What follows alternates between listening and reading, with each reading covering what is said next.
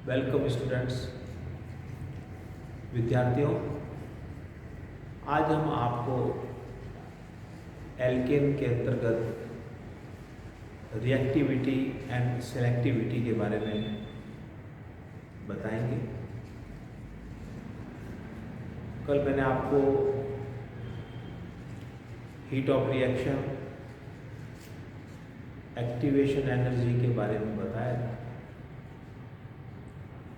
इसके कंटिन्यूएशन के अंदर एक और टर्म हमको समझ लेनी है, वो है संक्रमण स्थिति और अभिक्रिया मध्यवर्ती। तो जब अपन ने स्ट्रक्चर और बॉन्डिंग प्रथम यूनिट पढ़ी थी, तो उसमें कुछ इंटरमीडिएट्स थे जिनके बारे में अपन ने चर्चा की थी। उस समय ऐसे कुल 6 मध्यवर्ती थे और उनकी स्टेबिलिटी के बारे में, उनकी फॉर्मेशन के बारे में हमने डिटेल में चर्चा की थी। अब जैसा कि हमें पता है कि एल्केन वैसे इनर्ट है नेचर वाइज, तो और रिएक्शन होती है तो मुक्त मूलक क्रियाविधि के द्वारा प्रतिस्थापन अभिक्रिया इसकी फेवरेबल है प्रकाश की उपस्थिति में। तो मैंने आपको बताया था सल्फोनेशन, नाइट्रेशन, हेलोजिनेशन। तो यहाँ एल्केन की अभिक्रिया के केस के अंदर मध्यवर्ती बनते हैं, मुक्त मूलक बनते हैं, क्योंकि क्रियाविधि इनकी मुक्त मूलक क्रियाविधि है। मुक्त मूलक क्रियाविधि होने से इसमें फ्री रेडिकल का फॉर्मेशन होता है। तो ये थोड़ा अपन और यहाँ एल्केन के संदर्भ में पढ़ना चाहेंगे कि संक्रमण स्थिति क्या होती है। तो संक्रमण का मतलब तो ये है, हिंदी शब्द है संक्रमण, अंग्रेजी का word transition. It is not a scientific word. तो संक्रमण उस अवस्था को कहते हैं जहाँ पर परिवर्तन जब होता है, तो जहाँ से परिवर्तन प्रारंभ हो रहा है और वो उस परिवर्तन का जहाँ लास्ट पॉइंट है, extreme beginning and extreme and, ये जो सिचुएशन है, इसकी बीच की सिचुएशन, वो संक्रमण काल कहलाता है। वो स्थिति संक्रमण स्थिति होती है। और यदि उस स्थिति के अंदर फेवरेबल कंडीशन हो, यदि उपयुक्त परिस्थितियां होती हैं, तब तो वो परिवर्तन होता है। अदरवाइज वापस वो क्या होता है, रिटर्न टू द स्टार्ट। जो स्टार्टिंग में स्थिति है वहीं पर वापस लौट जाता है। तो ये संक्रमण काल कहते हैं। जैसे हम देखते हैं ऋतुओं के अंदर होता है कि 3 ऋतु है, सर्दी, गर्मी और बरसात। तो जो सर्दी और गर्मी के बीच का जो है, जहाँ कम सर्दी लगती है, बसंत है जो, तो उसको हम कहते हैं संक्रमण काल है।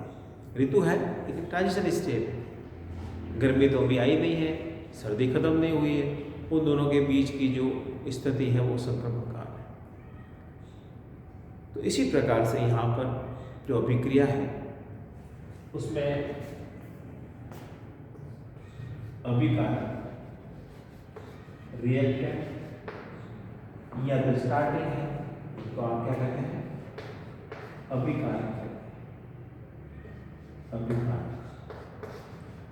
जिससे अभिक्रिया प्रारंभ होती है और फिर ये संक्रमण काल से गुजरता है।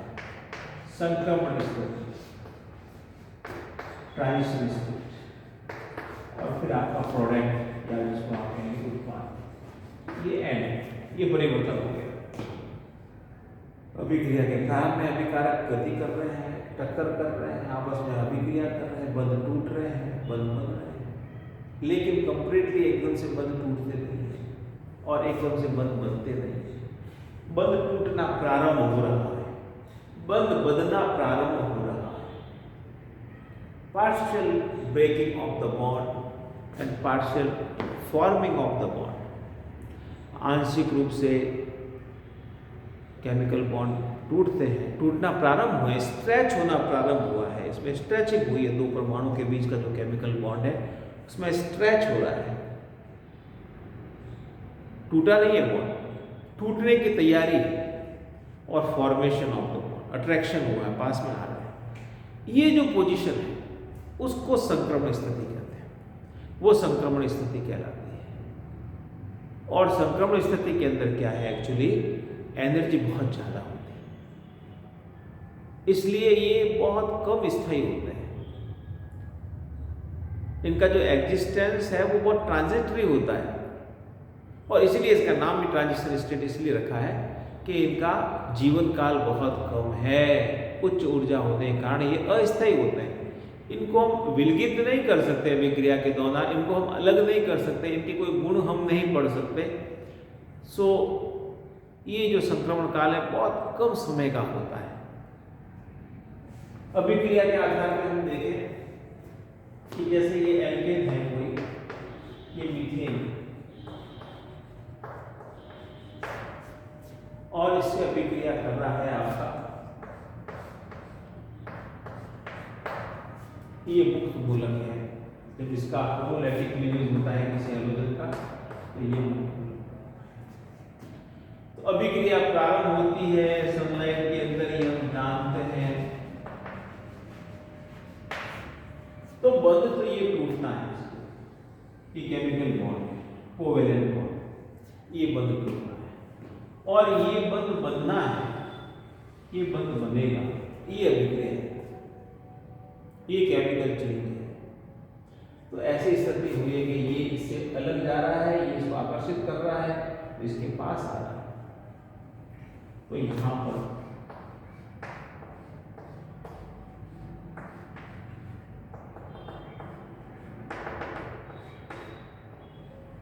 ये डॉट लगा है, ये डॉट लगा है, ये इस प्रकार से रिप्रेजेंटेशन है। अटैचमेंट भी हुआ, डिटैचमेंट भी हो रहा है, आकर्षित भी हो रहे हैं और प्रतिकर्षित भी हो रहे हैं। बंध का बंधना और बंध का टूटना दोनों ही क्या कर रहे हैं, इनिशिएट हो रहे हैं, दोनों की प्रक्रिया चल रही है। ये स्थिति जो है इसको हम क्या कहेंगे, संक्रमण काल या संक्रमण स्थिति, ट्रांजिशन। और फिर अल्टीमेटली क्या हुआ आपके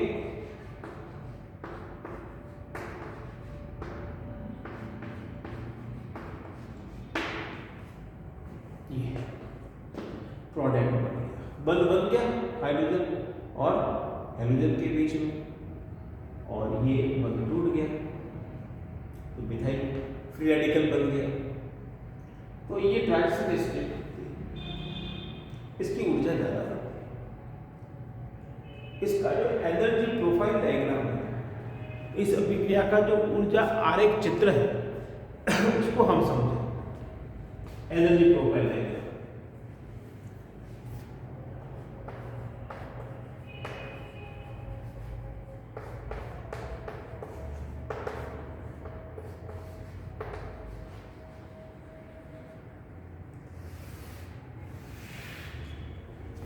यहाँ आपका पोटेंशियल एनर्जी है, यहाँ पर आपके प्रोग्रेस ऑफ रिएक्शन,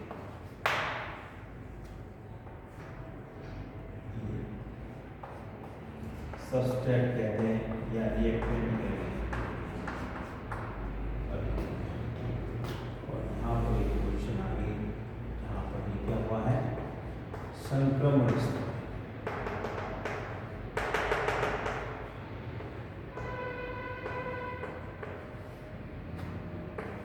ये ट्रांजिशन स्टेट और फिर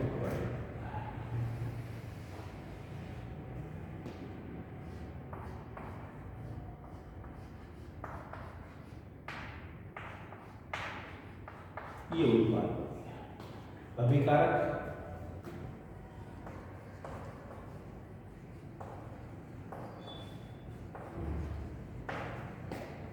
ये उत्पाद और ये संक्रमण स्थिति।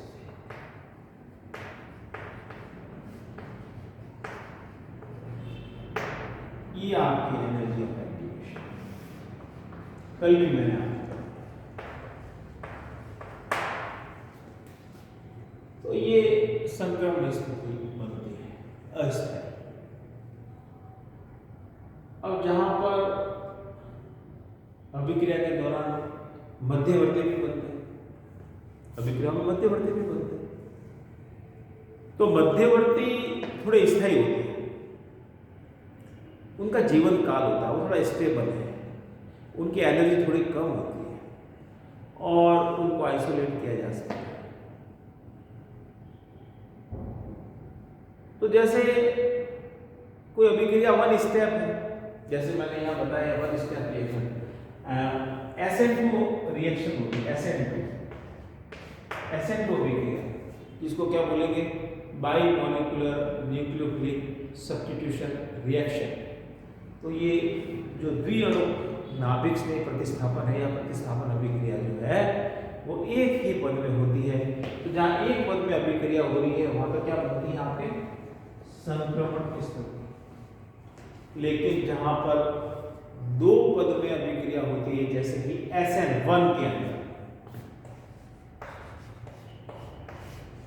यूनिमोलिकुलर न्यूक्लियोफिलिक सब्स्टिट्यूशन रिएक्शन, ये दो पदों में होती है, तो दो पदों में दो ट्रांजिशन स्टेट बनती है और मध्यवर्ती बनता है। दो संक्रमण स्थिति बनती है और एक मध्यवर्ती बनता है। तो यह मध्यवर्ती बनता है जो संक्रमण स्थिति से कम ऊर्जा वाला होता है और उसकी स्टेबिलिटी होती है। तो वो अपन एक एनर्जी प्रोफाइल डायग्राम से समझते हैं। SN1 reaction, two step reaction में ट्रांजिशन स्टेट और इंटरमीडिएट्स किस प्रकार से हम रिप्रेजेंट करते हैं।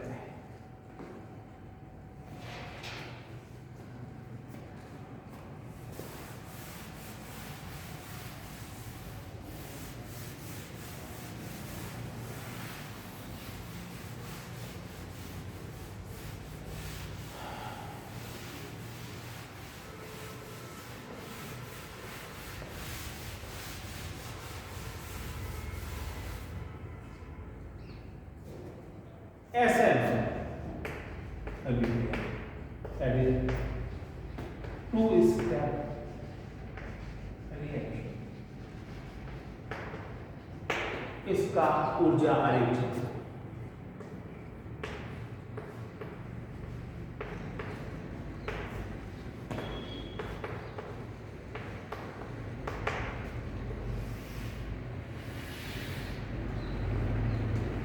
एक्स अक्ष पे आपका, y अक्ष पे potential energy,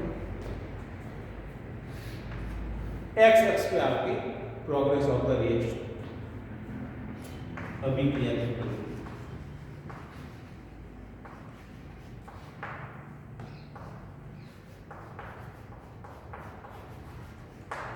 to step reaction, यहां पर आपका ये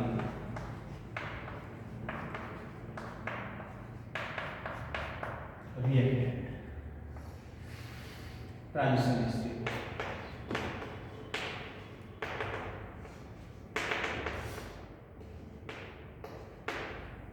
TS फर्स्ट, प्रथम संक्रमण अवस्था। फिर यहां से क्या हुआ है, एक इंटरमीडिएट, टू स्टेप रिएक्शन है, इंटरमीडिएट।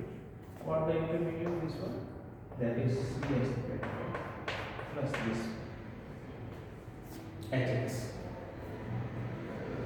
ये एक स्टेप कंप्लीट हो गया, फिर वापस ये देखिए, it is second transition state. Second transition state के अंदर फिर क्या होता है,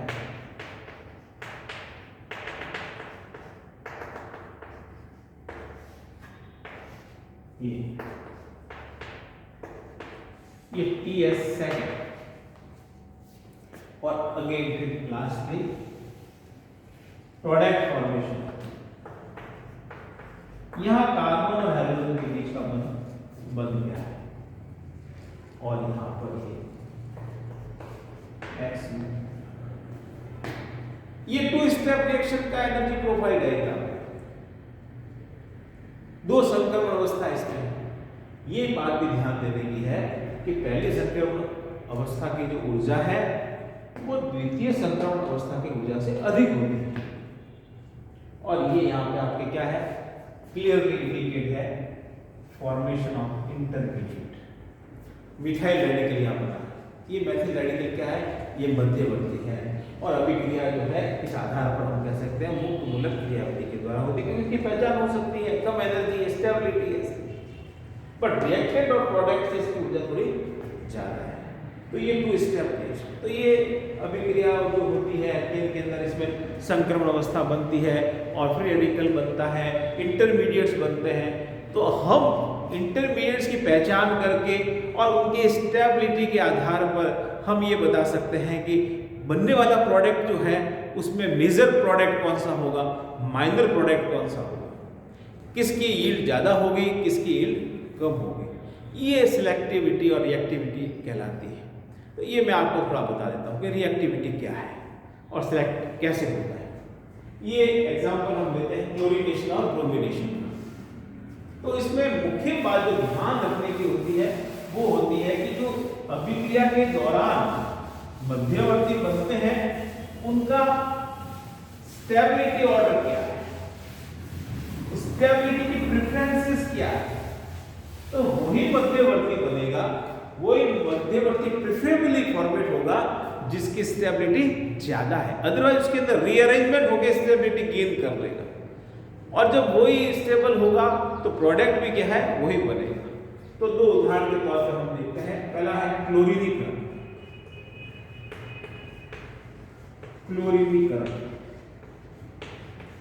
क्लोरीनेशन, जैसे यहां है ये प्रोपेन। तो प्रोपेन का जब क्लोरीनेशन होता है in the presence of sunlight and the temperature is 25 degree, there are 2 chloropropane formed. One is 1 chloropropane, एक तो ये बन सकता है 1 chloropropane, और एक संभावना है, संभावना ही नहीं बनता है 2 chloropropane। ये दोनों बनते हैं। इसमें जो मेजर प्रोडक्ट है यानी कि 44% तो आपका बनता है 1 क्लोरोप्रोपेन और एक 2 क्लोरोप्रोपेन जो है रिमेनिंग 56%। ये मेजर प्रोडक्ट। इसी प्रकार से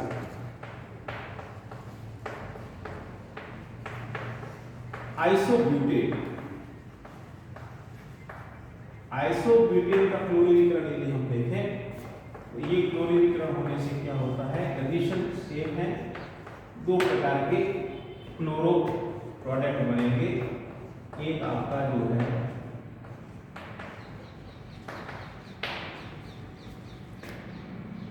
ये बनेगा, इसको बोलेंगे isobutyl chloride, isobutyl chloride, isobutyl chloride. और दूसरा नाम इसका क्या हो जाएगा 2-मिथाइल क्लोरो, या अभिक्रिया नाम होगा प्रोपेन, प्लस दूसरा प्रोडक्ट जो है आपका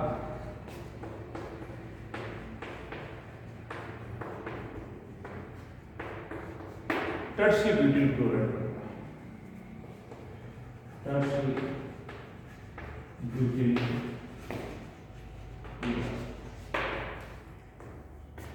यहां पर टर्शियरी ब्यूटिल क्लोराइड जो है वो ज़्यादा अमाउंट में बनता है, ये माइनर प्रोडक्ट। तो इसमें देखिए आप कि ये जो इंटरमीडिएट बनेगा, यहाँ इस केस के अंदर हम देखते हैं कि जो इंटरमीडिएट यदि बनता है तो वो क्या होता है प्राइमरी फ्री रेडिकल, प्राथमिक मुक्त मूलक है। और यहाँ पर जो मुक्त मूलक बनेगा वो कौन सा बनेगा, द्वितीयक, सेकेंडरी। जो ये मुक्त मूलक है इनकी जो स्टेबिलिटी का डिक्रीजिंग ऑर्डर है उसमें सबसे ज्यादा कौन सा है 3 डिग्री। प्रत्येक मुक्त मूलक जो है सबसे अधिक स्थायी होता है और फिर 2 डिग्री और फिर 1 डिग्री। तो यहाँ पर सेकेंड डिग्री जो है वो ज़्यादा बनेगा क्योंकि स्टेबल है, इसलिए ये क्लोरोप्रोपेन जो है ज़्यादा बनता है, इसकी स्टेबिलिटी ज़्यादा है। इस केस के अंदर सेकेंडरी यहाँ प्राइमरी है और ये टर्शरी है, तो टर्शरी ज़्यादा बनता है, इसलिए वो प्रोडक्ट ज़्यादा बनने की संभावना है, ये प्रोडक्ट कम बनता है। लेकिन ब्रोमिनेशन के अंदर इसका यदि आइसोब्यूटेट का ब्रोमिनीकरण हम देखें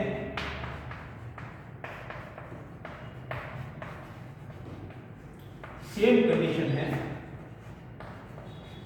तो ये जो प्रोडक्ट है आपका that is isobutyl bromide. Isobutyl bromide ये तो ट्रेस अमाउंट में बनता है, नहीं के बराबर बनता है, ट्रेस अमाउंट। बट ये 99% जो है आपके कौन सा बनता है, tertiary bromide, tertiary butyl bromide बनता है। तो ये इतना ज्यादा बनने का कारण ये है कि यहाँ पर ये जो ब्रोमिनेशन है वो धीरे होता है in the case of chlorination. Chlorine मूलक अधिक रिएक्टिव है, ब्रोमीन मूलक जो है कम रिएक्टिव है, और यहाँ ये डिपेंड करता है कि कौन सा हाइड्रोजन आसानी से निकलेगा, दैट इज तृतीयक हाइड्रोजन आसानी से निकल पाता है, इसलिए इसकी रिएक्टिविटी जो है ज़्यादा होती है, स्थायी होता है। इसकी सिलेक्टिविटी किसके प्रति है, ये सिलेक्टिविटी है इसकी, यहाँ पर कितने हाइड्रोजन है, हाइड्रोजन है आपके पास 10 हाइड्रोजन है, लेकिन इसमें से 9 हाइड्रोजन प्राइमरी हाइड्रोजन है और 1 हाइड्रोजन टर्शरी है। तो यहाँ प्राथमिक हाइड्रोजन की तुलना में तृतीयक हाइड्रोजन को ये सिलेक्ट करता है, ये सिलेक्टिविटी इसकी होती है क्योंकि ये ब्रोमिनेशन जो है कम रिएक्टिव है, तो जो ज़्यादा रिएक्टिव है आसानी से निकलने वाला हाइड्रोजन है उसके साथ इसका बॉन्ड फॉर्मेशन फेवरेबल है। तो यहाँ पर ये सिलेक्टिविटी होने से bromine is more selective than the chlorine, क्योंकि क्लोरीन तो खुद क्या है, एक सक्रिय है, इससे ज़्यादा एक्टिव है, और क्लोरीनेशन फास्ट होता है, ब्रोमिनेशन थोड़ा इससे स्लो होता है। तो ये मैंने आपको एल्केन के कंप्लीट पार्ट के बारे में बता दिया, इनके फॉर्मेशन के बारे में बताया, फिजिकल प्रॉपर्टीज और chemical properties, and the here the very important part of this alkane that is selectivity and reactivity. तो इन सबको आप अच्छी तरह से देख लें, पढ़ लें, और इसके अलावा जो कुछ और थर्ड यूनिट के हैं उसको हम आगे डिस्कस करेंगे। आप सभी को शुभकामनाएं, all the best, thank you very much.